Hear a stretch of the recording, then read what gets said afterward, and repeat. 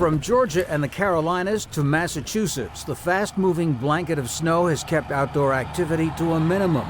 Winds as high as 90 kilometers an hour persuaded motorists to stay off the roads, but many of those who did venture out found the conditions to be more than they had bargained for. In Kentucky, thousands of drivers were stranded through the night along a major highway that turned into a parking lot.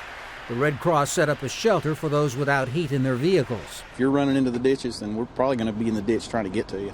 But I can't stress enough, just please. I mean, even Walmart closed. Washington, D.C.'s metro train service was shut down for only the third time in its history. Further north, the storm caused major flooding on New Jersey's Atlantic coast.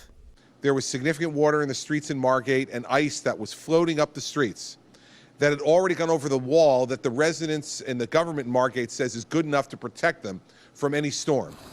After the snow forecast for New York City was raised to 76 centimeters, officials there ordered a rare travel ban. So all vehicles that are not emergency vehicles or authorized vehicles or involved in direct urgent service to people need to be off the streets. The NYPD will begin enforcing the travel ban at 2:30 today, and that ban will remain in effect until further notice.